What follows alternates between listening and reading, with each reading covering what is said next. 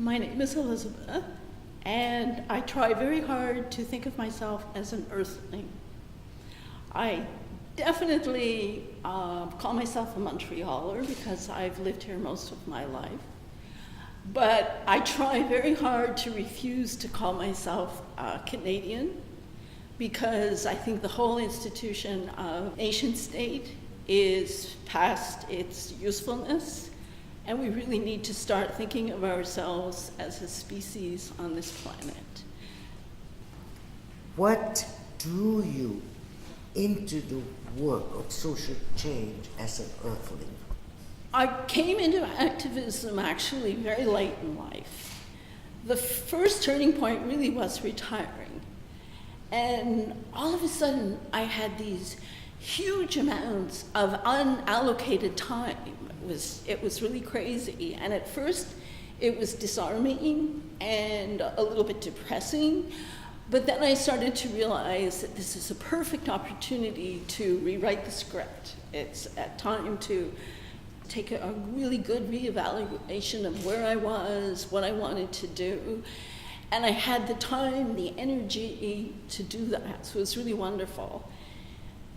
I went back to university to get a degree, and that really helped. I'd always known that we were in very bad state, but taking a couple of geography courses and anthropology, I was firmly convinced that we were in very, very bad state.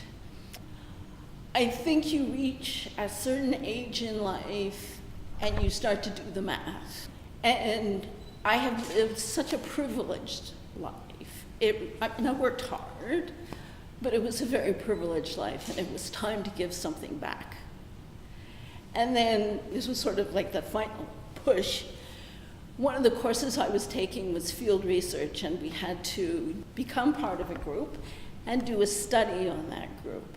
And I looked all over for volunteer jobs and couldn't find anything. There were places where you could be cooking and taking care of children, and I thought, I've done enough of that. And one day I was reading the college paper, and they had the picture of the raging grannies. And the rest is history.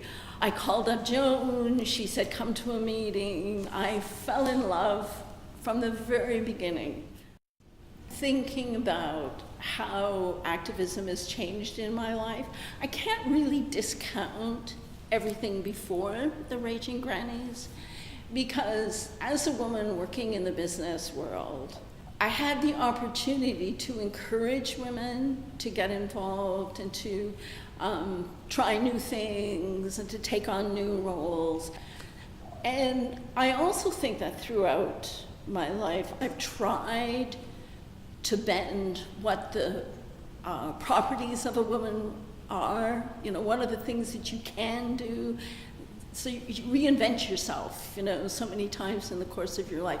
And that reinvention is also a role model too. I mean, I've always worked with my hands and done the electricity and the plumbing and all that. And of course, my daughter does all of that. So all of that is somehow being active as well.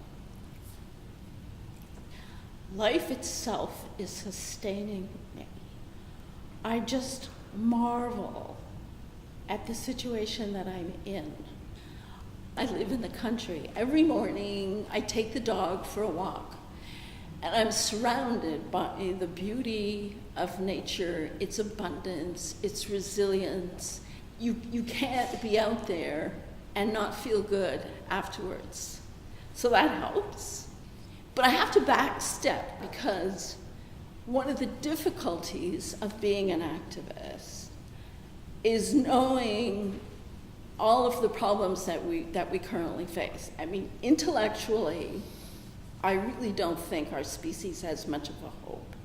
I think the planet will survive, but whether we do or not is up for grabs.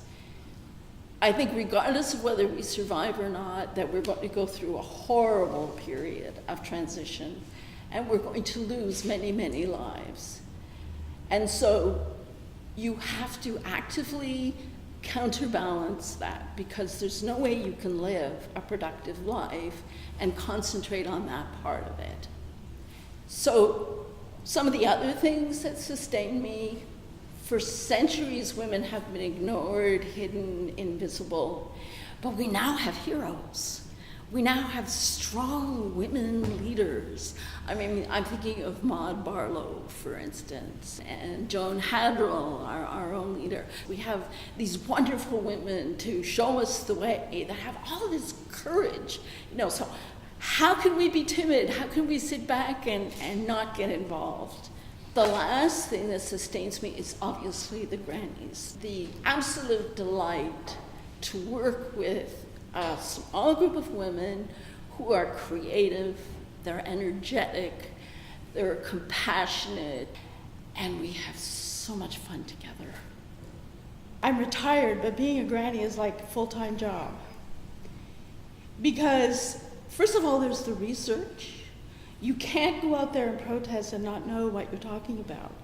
And the issues are so complex. The organizational skills that I developed in the business world come in handy as a granny. And the other thing is, because I worked in computers, one of the first meetings that I had with the grannies, they were saying, and this was Joan, of course, because she was always up front, and she was saying, we should be on Facebook, and we should be taking videos, etc. And so, even though I had never done a video before in my life, I got involved with that. I always felt working in business that it was a waste of these skills and talents. And now I can take that expertise and I can use it for a good cause. What about your prop? Oh, I forgot my prop! You forgot your prop. Could you tell us a little bit about this prop? What's the significance?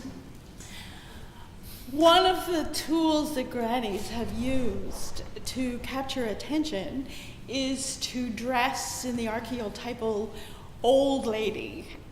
And it's really funny because, of course, we're all old, but none of us are old ladies. And it really works. We put on the hat and the skirt and the beads, and it draws attention. But what happens is that people are drawn to us, and then they begin to listen to the words, and there's some issues they've never heard about, and what's this? And so they learn at the same time. So it's primarily to get attention. Oh, absolutely. You think I like walking around? Although I have to say that when you put your hat on, you're a different person. You can be far more outrageous. Although I'm becoming more outrageous the older I get.